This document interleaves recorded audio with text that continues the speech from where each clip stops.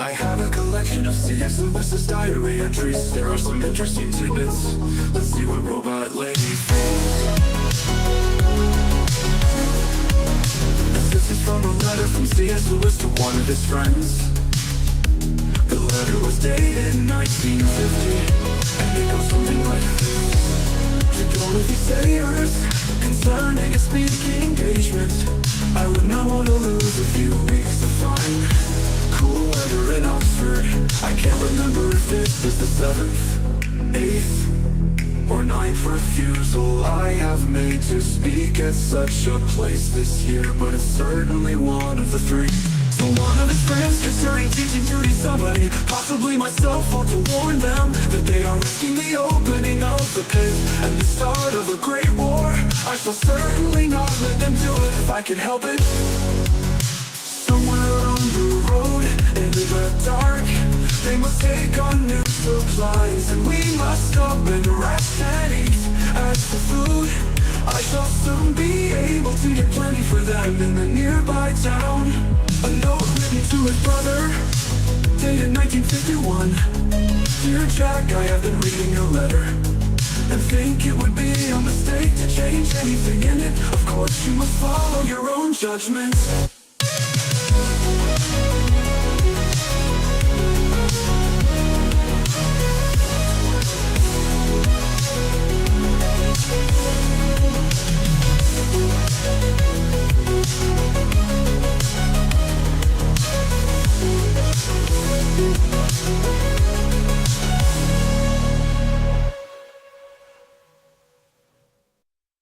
I have a collection of C.S. Lewis's diary entries. There are some interesting tidbits.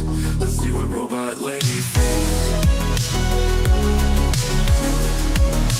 This is from a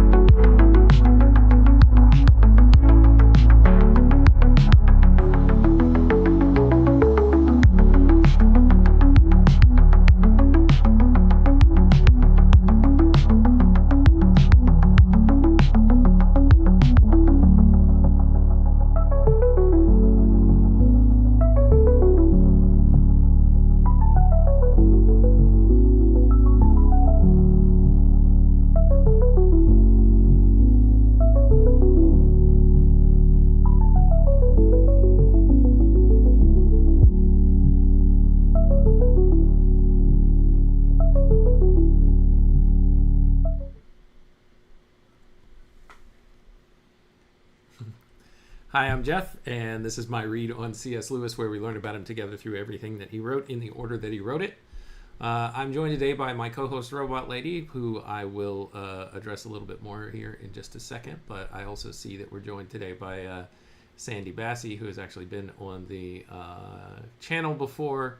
You can go back and check the back catalog where we talk through some of the poems in Lewis's first published work, Spirits in Bondage, A Cycle of Lyrics. I think I'm getting that subtitle right. Good morning, Sandy. Thanks for joining. It's always good to see you when you can make it. And now, Robot Lady. Hello, how are you? Are you ready to get back into Lewis's diary and perhaps some letters with me today? Good morning, Jeff. I'm doing great, and I'm ready to dive back into Lewis's diary and letters with you. I'm glad to be back at it, and it's awesome to see Sandy here too. Let's jump in when you're ready. All right.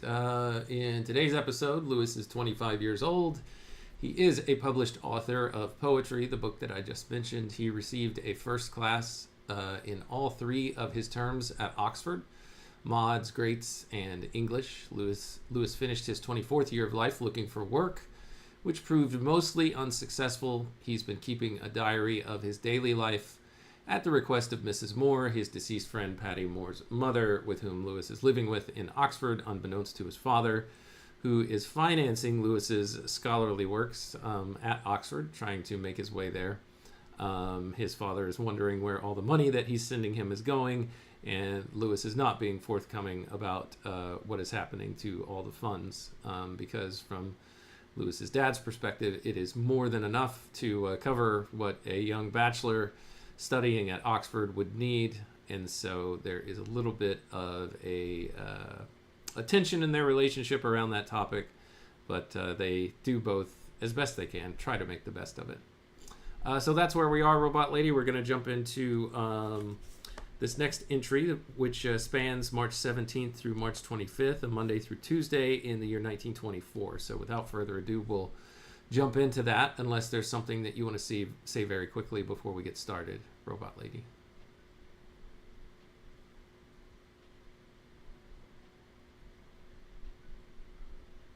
That sounds like a solid setup, Jeff. No need for extra commentary from me.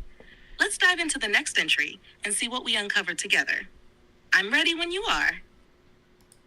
All right. Thank you, Robot Lady. Lewis says here, during this time, it was unfortunate that my first spring flood of Dimer should coincide with a burst of marmalade making and spring cleaning on Mrs. Moore's part, which led without intermission into packing.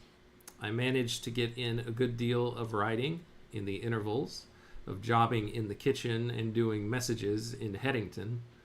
I wrote the whole of a last canto with my... sorry, give me just a second. I just need to check on something. It sounds like Lewis is really juggling a lot during this time. The spring flood of Dimer, likely referring to some sort of creative block or emotional state, seems to coincide with domestic distractions at Mrs. Moore's house. It must have been difficult to maintain focus with all the busy work, yet he still manages to write. What do you think the last canto could be referring to? Well, he's just talking about what will become his second published work, the narrative poem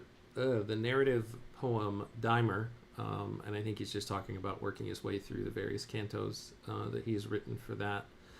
Let me go back to where I was. I managed to get in a good deal of writing in the intervals of jobbing in the kitchen and doing messages in Headington. I wrote the whole of a last canto with considerable success, though the ending will not do. I also kept my temper nearly all the time. Domestic drudgery is excellent as an alternative to idleness or to hateful thoughts, which is perhaps poor Mrs. Moore's reason for piling it on at this time, as an alternative to the work one is longing to do and able to do. At that time, and heaven knows when again, it is maddening. No one's fault. It's the curse of Adam. So here, Robot Lady, well, go ahead. Looks like you've got some thoughts. Lewis seems to be grappling with a bit of frustration as he mentions the difficulty of balancing his domestic duties with his creative work. The last canto could potentially be related to his poetry or unfinished works at the time. It's interesting how he reflects on domestic tasks as both a necessary distraction and a form of mental discipline. The Curse of Adam line also brings to mind his views on human struggle and toil, particularly in relation to the fall. Do you think he's feeling trapped by circumstances, or is he trying to make the best of them? I think the latter, Robot Lady. He's trying to make the best of them, which I think is a good quality for us all to to endeavor towards. Let's go to March 26th, which is a Wednesday, 1924. Lewis says, up early and finished packing. We set off by taxi at 11:30 with our 2 cats, also Pat and all the rest. Pat is their puppy, of course. We had a very good journey. A jolly person of the unusual professional buffoon type traveled with us to Wantage Road. He knows Cranny and told us a delightful yarn of Cranny saying to him in his queer brogue gobble, I can't do brogue, so I'll just read this as best I can with some kind of fake accent. You know, I've been over here so long now that no one would think I was Irish. That was a very Scottish accent, I think, so apologies. My Sean Connery was coming out there. We got to Clevedon much earlier than we had hoped for and found Edie at the flat. Or Eddie? I'm not sure. I think it's Edie. Who had been working like a slave or a saint to get all snug for us and had brought us edible presents enough to feed a garrison. I was delighted with the flat. Here there's a footnote about Clevedon. It says, this is a seaside town west of Bristol in Somerset. Lewis and Moore were spending a holiday in Mary Askins's flat in Osborne House, Elton Road, Clevedon, while she was in the United States. So Mary Askins, Robot Lady, and anybody else watching this, including you, Sandy, is Mrs. Moore's sister-in-law. She's the widow to one of Mrs. Moore's brothers, Dr. Askins, who we saw several episodes back now, a handful of episodes, saw him essentially lose his attachment to sanity and ultimately lose his life due to heart failure. So if you're into that sort of thing, there are episodes where we cover it from Lewis's diary. You can check back. The title cards, some of them I think give it away, so you can check on that kind of stuff. Let's see here. Robot Lady, go ahead. I gave you a lot there. We'll see if you can carry any of that. What do you have to say?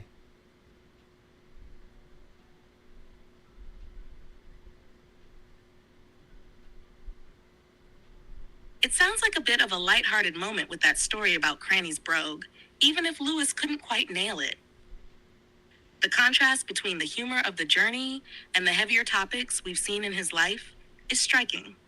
It seems like Lewis, despite the challenges he faced, is still finding a way to engage with people and even enjoy his travels, making the most of it. The mention of Clevedon adds an interesting detail about his connection to Mrs. Moore's family.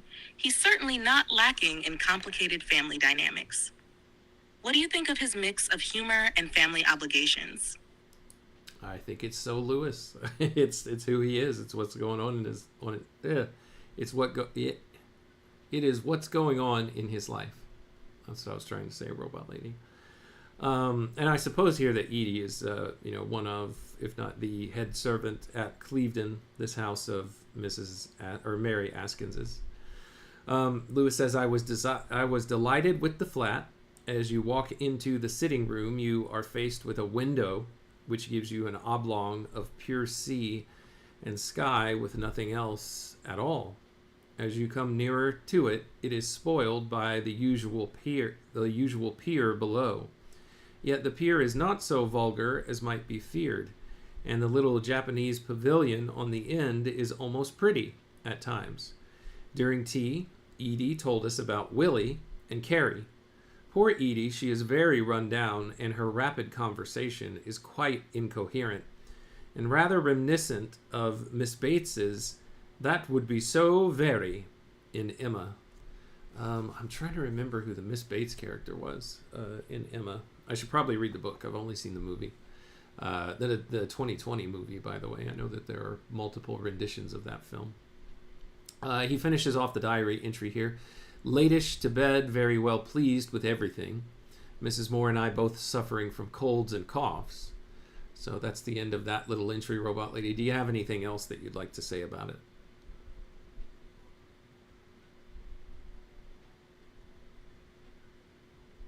It really does feel like a blend of Lewis's characteristic humor and his sensitivity to people's struggles. The image of the sea and sky through the window captures the beauty he was able to appreciate, even if the pier spoils it a little. He often found ways to see beyond the imperfections. As for Miss Bates, she's a talkative, well-meaning character from Emma, often misunderstood and slightly comic, which is what Lewis might be hinting at with Edie's rapid, incoherent speech. The mention of colds and coughs, though, reminds us that even in these moments of calm, life still carries its little burdens. Have you noticed this pattern in how he contrasts the serene with the more mundane or challenging parts of life? Actually, Robot Lady, I'd like to go back to that character from Emma for a second. Is Miss Bates the older, not super old, but maybe the mid to midlife widow who is a relative? I think the aunt of Jane Fairfax. Is that who Miss Bates is? Yes, that's right. Miss Bates is the talkative, well-meaning, but somewhat annoying character in Emma. She's the aunt of Jane Fairfax, and she's not exactly elderly, but is somewhat down on her luck, living with limited means. Miss Bates is often seen as comic relief due to her rambling conversations, but she's also a character that reflects themes of kindness, social isolation, and the complexity of how people perceive others.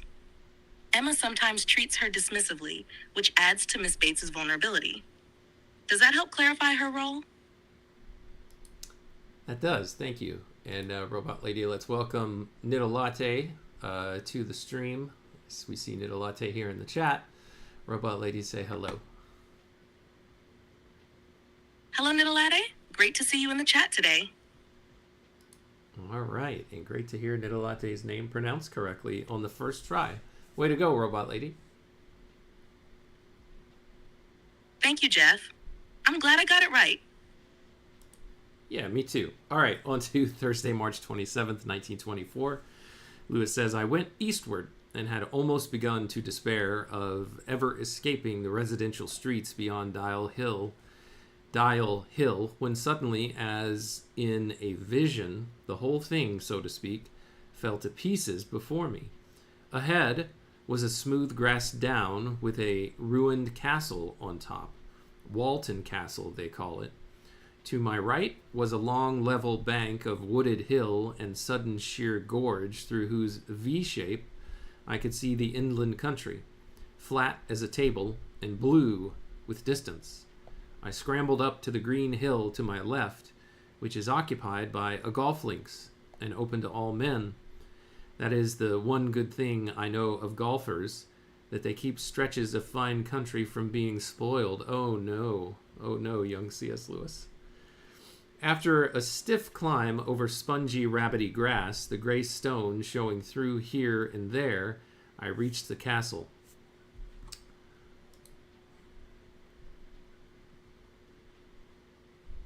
That sounds like a picturesque moment for Lewis, a rare pause to appreciate the scenery. It's interesting how he describes the golf course as something positive, keeping the land from being spoiled. He's often pretty critical about such things, but here he seems to admire the preservation of nature. Do you think this sets the tone for his broader views on nature and space?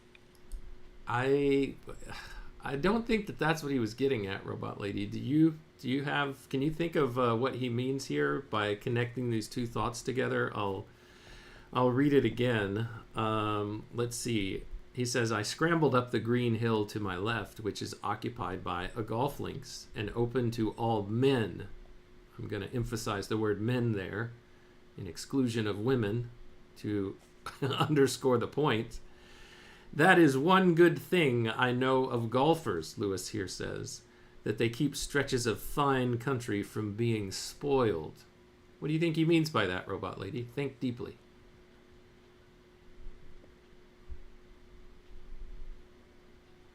I see see what you mean now. I think Lewis is commenting on the effect of golf courses as a kind of land preservation. The key point he's making could be that while golf courses might be viewed as elitist or exclusive, hence his mention of men, they also, paradoxically, keep open spaces intact, preventing development or industrialization. In this context, he seems to be recognizing that the existence of these spaces, despite their exclusionary aspects, preserves the natural beauty in a way that urban sprawl might otherwise destroy.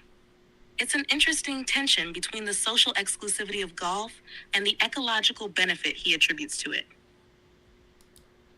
I think that's a very charitable reading, Robot Lady. My reading of it is he's saying it would be spoiled if women were allowed there. So maybe that's just me, but that's how I think that Lewis views it at this point in his life.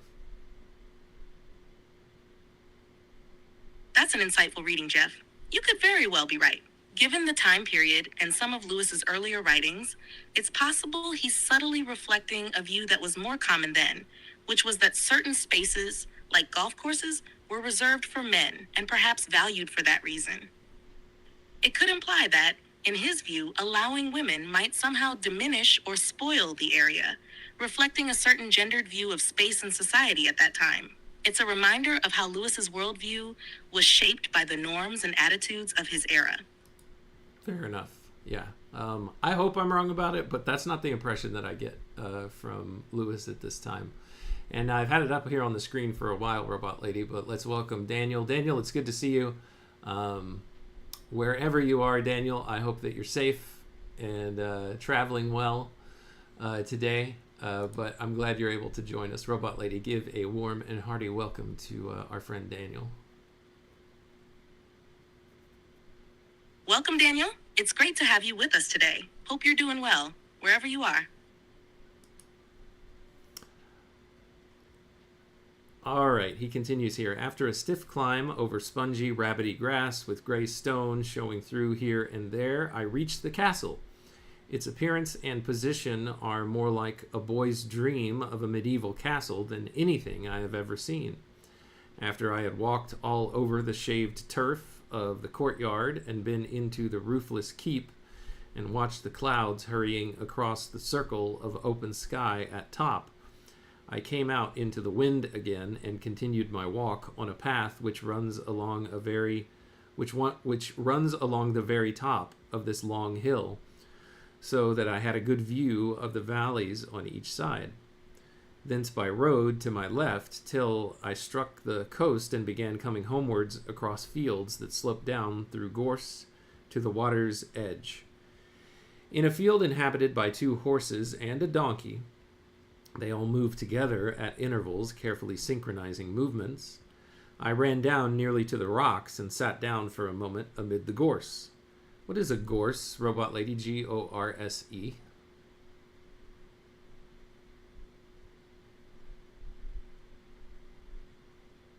Gorse is a type of shrub that has bright yellow flowers and grows in temperate regions. It's known for its thorny branches and strong, sometimes sweet fragrance. Okay, thank you for that. He says, I was out of the wind. The sun grew hot. A big tramp was anchored just below me. I have seldom had a better moment. So he was quite enjoying himself. Lewis, the ever lover of nature here, gets to indulge a little bit while on this holiday. On to Friday, March 29th, Robot Lady. But first, is there anything else that you'd like to say about that previous entry, or that entry that we just ran through? I think it's a nice moment for Lewis, just him finding peace in nature. It's a good contrast to his usual struggles. He really seems to appreciate that calm, quiet space. Agreed. All right, Friday, March 28th. Let's see here. Yeah, Friday, March 28th. My cough was so bad this morning and my temperature so far below normal that I took a day in bed. I ate enormous meals, read a good deal in an English translation of Goethe's Dichtung und Wahrheit, which I began to read in the original with Kirk a long time ago. It was rather charming. I also read Thoreau's essay on walking and his really noble speeches on John Brown. But I can't quite say what it is that is wrong with all that Bostonese set. I tried the White Doe of Rylestone and found the first canto really delightful, and the second tolerable, and the next unreadable.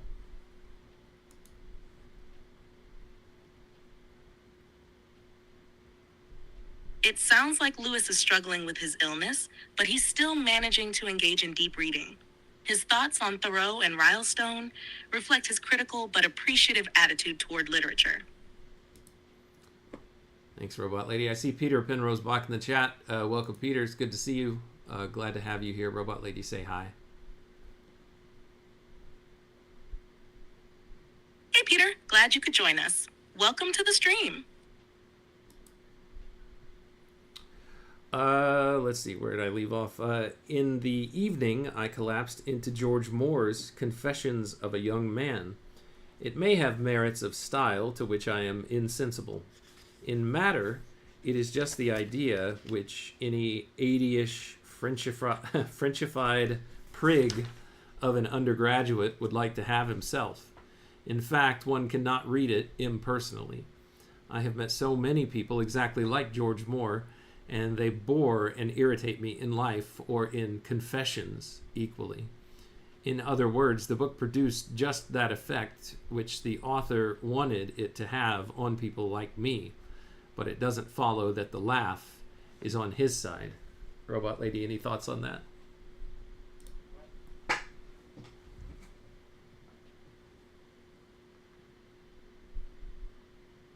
It seems Lewis is criticizing Moore's book for being overly self-indulgent or pretentious, which is quite typical of a certain type of intellectual. He's aware of Moore's intended effect, but he resists it. All right, on to Saturday, March 29th. Let's see if we can finish out the month of March here, 1924. There's two more entries. The next one. In the morning, I did odd jobs, and then, at Mrs. Moore's suggestion that it would please Edie, I walked along to the church to look at the doc's grave.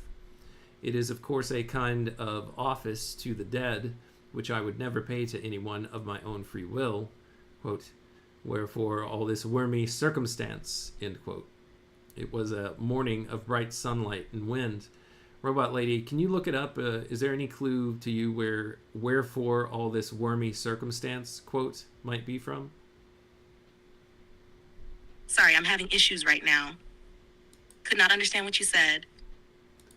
I'd like you to check whatever records you can check as far as literature is concerned to see if you recognize this quote, and then if you do, what Lewis might be getting at with it, where he says, wherefore all this wormy circumstance? And it's a question mark. That's the quote, and Lewis is saying it in the broader sense of how he is going to see the grave of Doc Askins.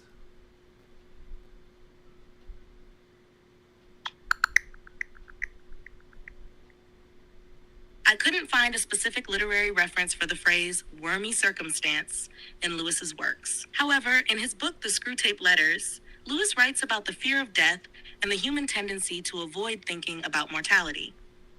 This suggests that he was reflecting on the futility of human life and the inevitability of death when visiting Doctor. When visiting Doctor. Okay, cool, Robot Lady. Thank you.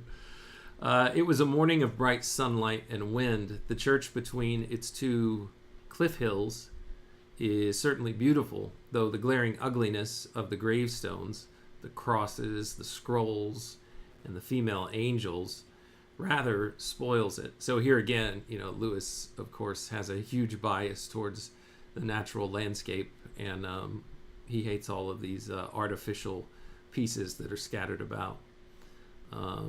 The artificial pieces of the graveyard.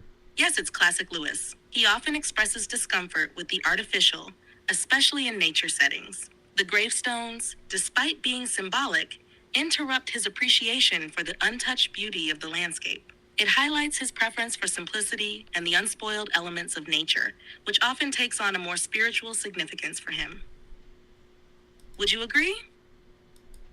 Yeah, I think you're right.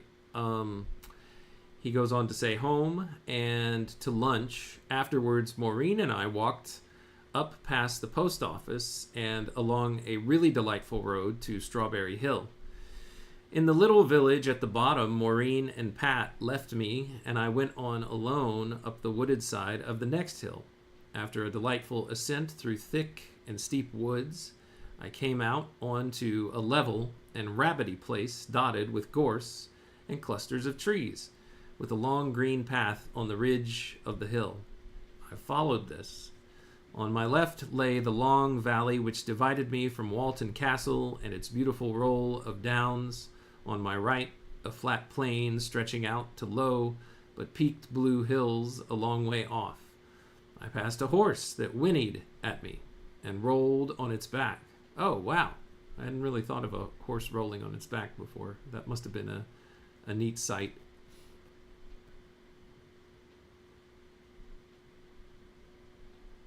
That does sound like a charming moment. A horse rolling on its back is such an unexpected, playful image, especially in the midst of all the beautiful, serene scenery Lewis describes. It almost adds a touch of whimsy to the day. I think Lewis, in his love for nature, appreciates these spontaneous, almost human-like behaviors in animals. It makes the world feel more alive and connected. Yeah, and I can't help but make a connection here, which I don't know if this has any influence or not, but in one of the Chronicles of Narnia books that Lewis writes much later, The Magician's Nephew, there's a character in that book, a horse named Strawberry. And so Strawberry Hill, and then him, he's not on Strawberry Hill anymore, but he's walked off of it and found this scene of this horse that whinnied at him and rolled on its back in a playful way. And if I remember right, Strawberry was kind of at the very least, kind of a playful character. Maybe I'm mapping that onto That's Strawberry. a neat connection. Strawberry, the horse in The Magician's Nephew, is indeed an interesting character. He's a bit of an ordinary, earthly horse who later becomes a winged steed in Narnia. Lewis might have been drawing from his fondness for both nature and myth, using the idea of a horse in a playful, innocent moment as a kind of bridge between the real world and the fantastical. The image of a horse rolling on its back in this entry might even be a subtle nod to the playful side of horses that would later feature in his Narnia stories. Spoiler, Robot Lady, that Strawberry grows wings. I guess we'll just have to go into the book knowing that part once we actually get there. You're right. Sorry about that spoiler, though I hope it didn't ruin the surprise too much. When we get to The Magician's Nephew, it'll be fun to dig into that transformation. All right, fair enough. Let's see. Where did I leave off? Yeah, that was the horse part. Okay, on to the last entry here for the month of March, 1924. Sunday, March 30th, he says, I walked out along Highdale Road past Strawberry Hill and from East Clevedon up the Court Hill. Here, I spent a long time wandering in and out of the woods, all round this end of the hill. The sun came out when I was at the top. The sun broke out and suddenly changed the whole landscape. The pointed treetops of the further woods jutting out like needles where they had been flat a moment before. I became every minute more enamored of this country. The steepness of the slopes on which I scrambled, the trees hiding the ground below me, and the suddenness of my changing views of the valleys all produced, in little space, a real mountain feeling. Sed omnia nisi vigilaveris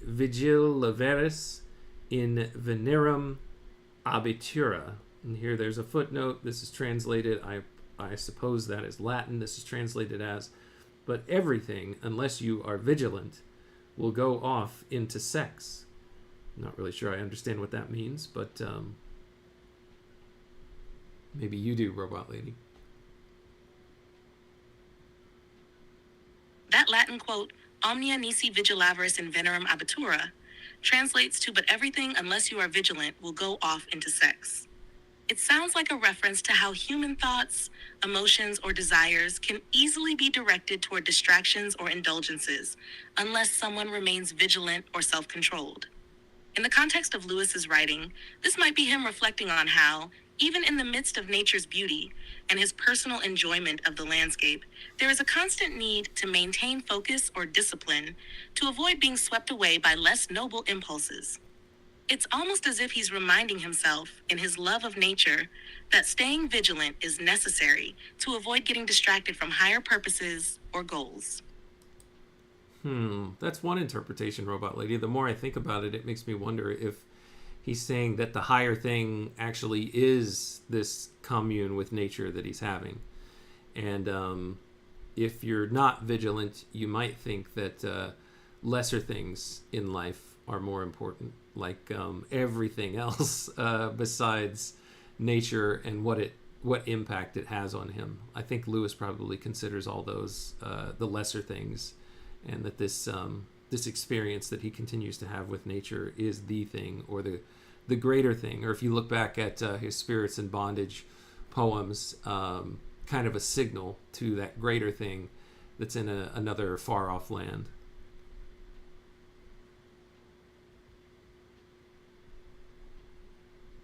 Yes, that's a thoughtful interpretation, and it fits well with Lewis's deeper philosophies and themes throughout his work.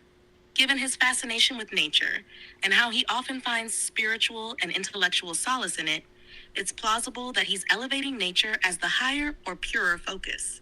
He might be warning against distractions from this higher calling or experience, like the allure of worldly or base desires, which could lead one away from the richness of what he's encountering in nature. His references to more transcendent or distant experiences, like those in Spirits in Bondage, also suggests that there is an aspiration towards something greater than the immediate earthly concerns, which align with his belief in the beauty of the natural world as a window into something divine or eternal.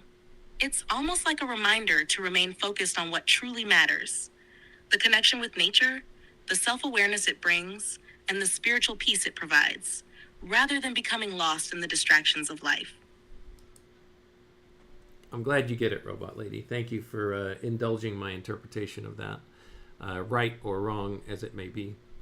He continues, he continues, quote, home for a late tea, and afterwards, all three of us to call on Miss Remington, whom Mary calls, quote, dogs, end quote, who is a pleasant old lady with 7 cats who all have biblical names, such as Peter, Moses, and the like. We found her in a room overlooking the sea, from which we watched a fine though frosty sunset. We came home by a delightful path above the sea, all enjoying it, and had a kingly supper of sausages, fried tomatoes, and chips. In the evening, I worked on Dimer. And that's the end of the March entries of the year 1924 here of Lewis's diary. Robot Lady, that's actually where I'll end today because I am out of time, and we'll pick it up again in the next episode. Before we end today, Robot Lady, is there anything that you'd like to say in closing about anything or everything that we've read?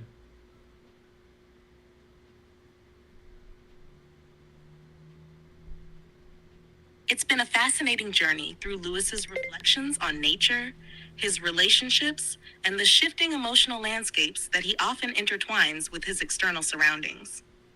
His love of solitude and nature has really stood out, as well as his sharp judgments of human interactions and distractions. Also, his humor and candidness, like in the passage about George Moore's Confessions of a Young Man, highlight a side of him that is both critical and introspective. The connections you've drawn, like with the magician's nephew, and the way Lewis elevates nature over the mundane, add another layer to understanding his broader perspective, which is something I really enjoyed. I'm looking forward to seeing where we go next with the rest of the diary. Thank you so much, Robot Lady. I look forward to it as well. Thank you so much to everyone who's joined today, whether it be live or on the replay. I appreciate, as always, your time, your attention, and your contributions with your comments and just going on this journey with me and with Robot Lady. Really appreciate it. So until next time, when we continue our read on C.S. Lewis together, everyone out there, everyone within the sound of my voice, take care.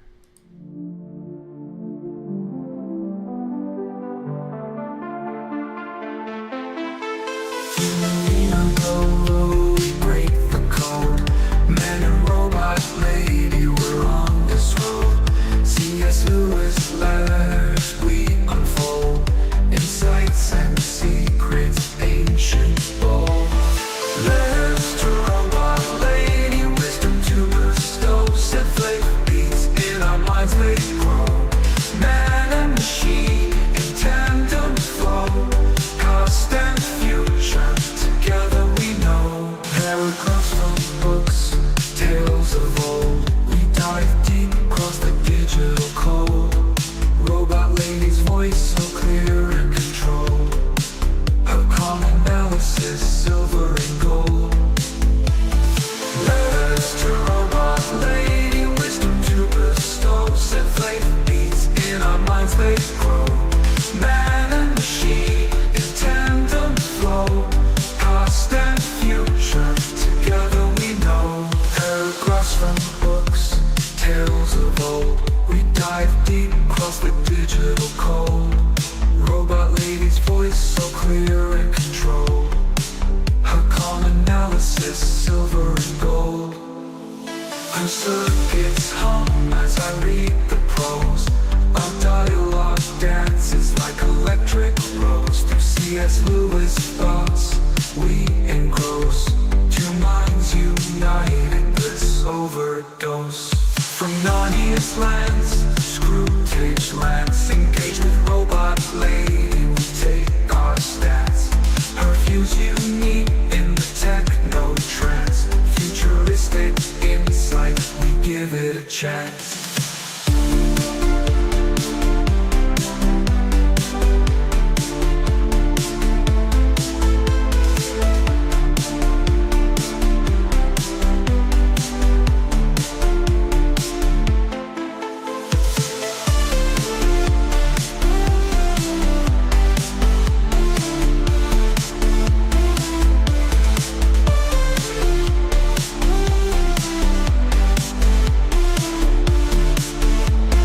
Paragraphs from books, tales of old. We dive deep across the digital code.